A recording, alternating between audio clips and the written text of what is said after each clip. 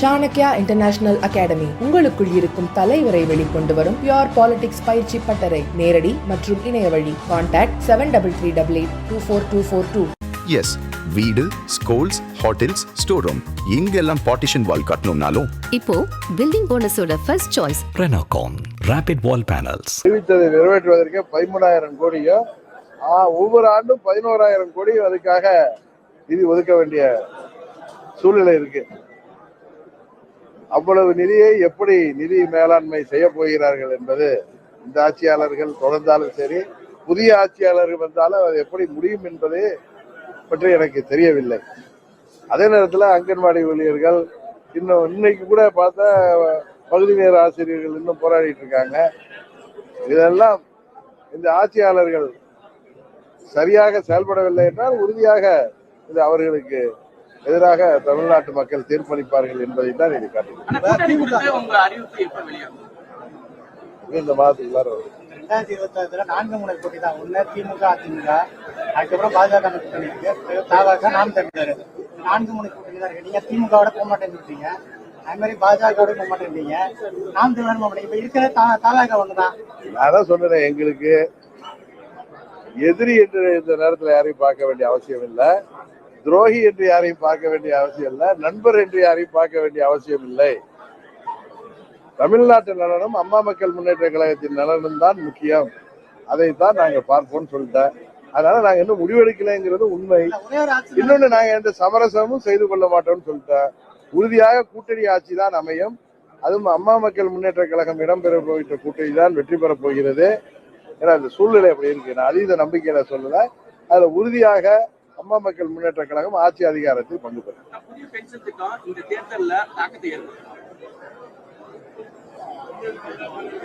ஒரு பெரிய தேர்தல் வாக்குறுதி இது. கிட்டத்தட்ட 5 ஆண்டு முடிய போறப்ப நிறைவேற்றிருக்காங்க. இன்னும் சொல்ல போனா எப்படியோ அவர்கள் ஜாக்டோஜியால ஒரு மகிழ்ச்சியா இருக்காங்க. அதே நேரத்துல இதை எப்படி இவர் நிறைவேற்ற போகிறார்கள்? ஏன்னா கடுமையான நிதி நெருக்கடி இருக்கு. இன்னும் சொல்ல போனா இந்த பென்ஷன் திட்டத்திற்கு உடனடியாக 13,000 கோடி தமிழ்நாடு அரசாங்கம் ஒதுக்க வேண்டியிருக்கு. தொடர்ந்து 11,000 கோடி ஒவ்வொரு ஆண்டும் ஒதுக்க வேண்டியிருக்கு. இதை எப்படி சமாளிக்க போகிறார்கள் என்பது தெரியவில்லை. எதிர்கட்சியா இருக்கும்போது 5,000 ரூபாய் கடந்த ஆண்டுகள் எல்லாம் கொடுக்கவே இல்லை. ஆட்சிக்கு வர்றதுக்கு முன்னாடி ஆட்சிக்கு வர்றதுக்கு ஏதாவது பேசுவதா, ஆட்சிக்கு வந்த பிறகு மக்களை ஏமாற்றுவதும் தான் இவர்களுடைய நடவடிக்கையா இருக்கு. அதனால இதெல்லாம் மக்கள் பார்த்து கொண்டிருக்கிறார்கள். உறுதியாக அதற்கெல்லாம் தீர்ப்பை வழங்குவார்கள். பொதுமக்களோட கருத்தா இருக்கு. தனித்தனியா பிரிவு இருக்கிறனால வெற்றி வாங்கி கொண்டு அப்படின்னு சொல்லிட்டு பொதுமக்கள். எங்கள் கூட்டணி நிலைப்பாடு என்ன என்பதை நீங்க உறுதியாக தெரிந்து கொண்டீர்கள். தமிழ்நாட்டு நலனிலும் அம்மா மக்கள் முன்னேற்ற கழகத்தின் நலனிலும் நாங்கள் கவனமாக இருந்து முடிவெடுப்போம். அமித்ஷா பாஜகவின்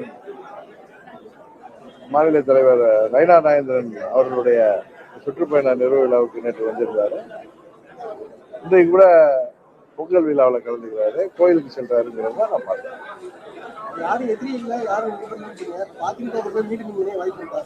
இல்லை சார், நான் தான் கிளிப்புள்ள மாதிரி எனக்கு முன்னால் பேசிய நிர்வாகிகள் பேசியதுக்கு நான் சொன்னேன், பேசுறாங்க, நீங்க எதிரியோடா துரோகியோடா இல்ல நண்பர்களோடான்னு முடிவு செய்யணும் தலைவருக்கு அந்த அதிகாரம் சொன்னாங்க. நான் சொன்ன இந்த தேர்தலில் தமிழ்நாட்டு நலனும் அம்மா மக்கள் முன்னேற்ற கழகத்தின் நலனும் தான் முக்கியம். அதனால துரோகி யாரு, எதிரி யாரு, நண்பர் யாருன்னா பார்க்க வேண்டிய அவசியம் இல்லை.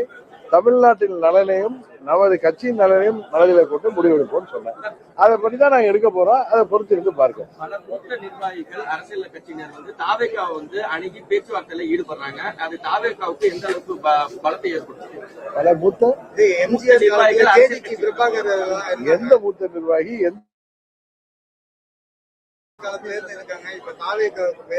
யாரு? அதனால அது அவருடைய விருப்பம். அவர் போயிருக்காரு. அதை பத்தி நான் என்ன கமெண்ட் அடிக்கிறேன்?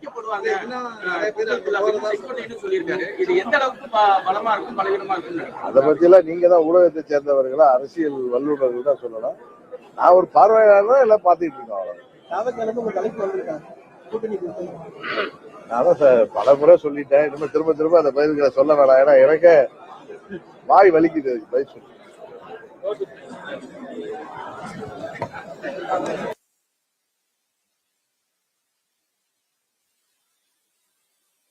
அந்த பென்ஷன் ஆணையத்திற்கு அரசாங்கம் இப்பொழுது அறிவித்ததை நிறைவேற்றுவதற்கே 13,000 கோடியும் ஒவ்வொரு ஆண்டும் 11,000 கோடியும் அதுக்காக நிதி ஒதுக்க வேண்டிய சூழ்நிலை இருக்கு.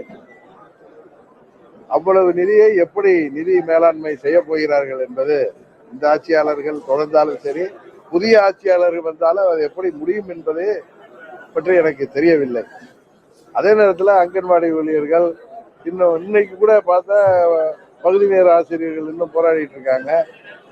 இதெல்லாம் இந்த ஆட்சியாளர்கள் சரியாக செயல்படவில்லை என்றால் உறுதியாக இது அவர்களுக்கு எதிராக தமிழ்நாட்டு மக்கள் தீர்ப்பளிப்பார்கள் என்பதை தான் இதை காட்டுகிறது.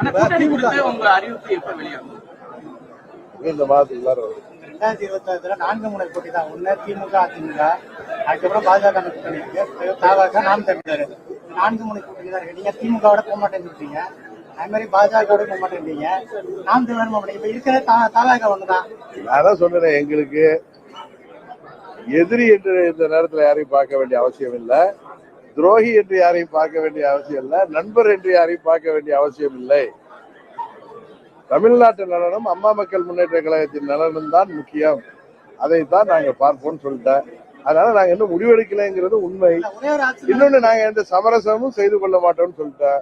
உறுதியாக கூட்டணி ஆட்சி தான் அமையும். அதுவும் அம்மா மக்கள் முன்னேற்ற கழகம் இடம்பெற போகிற கூட்டணி தான் வெற்றி பெறப் போகிறது. ஏன்னா இந்த சூழ்நிலை அப்படி இருக்கு. நான் அதீத நம்பிக்கையில சொல்லல.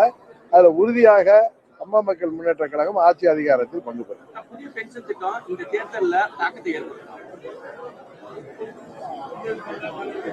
ஒரு பெரிய தேர்தல் வாக்குறுதி இது. கிட்டத்தட்ட 5 ஆண்டு முடிய போறப்ப நிறைவேற்றிருக்காங்க. இன்னும் சொல்ல போனா எப்படியோ அவர்கள் ஜாக்டோஜியால ஒரு மகிழ்ச்சியா இருக்காங்க. அதே நேரத்துல இதை எப்படி இவர் நிறைவேற்ற போகிறார்கள்? ஏன்னா கடுமையான நிதி நெருக்கடி இருக்கு. இன்னும் சொல்ல போனா இந்த பென்ஷன் திட்டத்திற்கு உடனடியாக 13,000 கோடி தமிழ்நாடு அரசாங்கம் ஒதுக்க வேண்டியிருக்கு. தொடர்ந்து 11,000 கோடி ஒவ்வொரு ஆண்டும் ஒதுக்க வேண்டியிருக்கு. இதை எப்படி சமாளிக்க போகிறார்கள் என்பது தெரியவில்லை. எதிர்கட்சியா இருக்கும்போது 5,000 ரூபாய் கொடுக்கணும் பொங்கலுக்கு அப்படின்னாரு. 3,000 ரூபாய் வச்சுக்கிட்டாங்க. கடந்த ஆண்டுகள் எல்லாம் கொடுக்கவே இல்லை. ஆட்சிக்கு வர்றதுக்கு ஏதாவது பேசுவதா, ஆட்சிக்கு வந்த பிறகு மக்களை ஏமாற்றுவதும் தான் இவர்களுடைய நடவடிக்கையா இருக்கு. அதனால இதெல்லாம் மக்கள் பார்த்து கொண்டிருக்கிறார்கள். உறுதியாக அதற்கெல்லாம் தீர்ப்பை வழங்குவார்கள். பொதுமக்களோட கருத்தா இருக்கு. தனித்தனியா பிரிவு இருக்கிறனால வெற்றி வாய்ப்பு கொள்வதா இருக்கு அப்படின்னு சொல்லிட்டு பொதுமக்கள். எங்கள் கூட்டணி நிலைப்பாடு என்ன என்பதை நீங்க உறுதியாக தெரிந்து கொண்டீர்கள். தமிழ்நாட்டு நலனிலும் அம்மா மக்கள் முன்னேற்ற கழகத்தின் நலனிலும் நாங்கள் கவனமாக இருந்து முடிவெடுப்போம். அமித்ஷா பாஜகவின் மாநில தலைவர் நயினா நாகேந்திரன் அவர்களுடைய சுற்றுப்பயண நிறைவு விழாவுக்கு நேற்று வந்திருந்தாரு. இன்றைக்கு கூட பொங்கல் விழாவில் கலந்துக்கிறாரு, கோயிலுக்கு சென்றாருங்கிறத நான் பார்த்தேன்.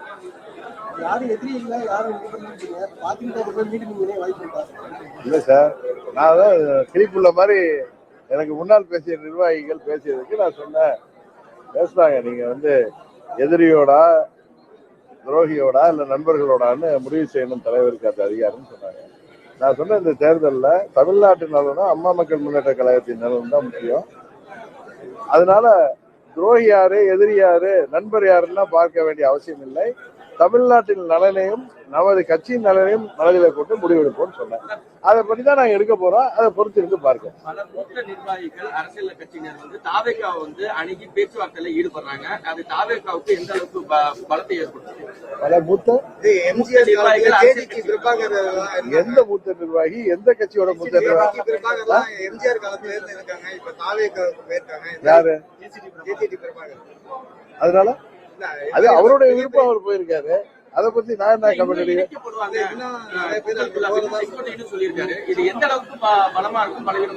அதை பத்தி எல்லாம் நீங்க தான் ஊடகத்தை சேர்ந்தவர்களா அரசியல் வல்லுநர்கள் தான் சொல்லணும். நான் ஒரு பார்வையாளர் எல்லாம் பாத்துட்டு இருக்கோம். பல முறை சொல்லிட்டேன், இனிமே திரும்ப திரும்ப அந்த பதில்களை சொல்ல வேணாம். ஏன்னா எனக்கே வாய் வலிக்குது பதில் சொல்லி.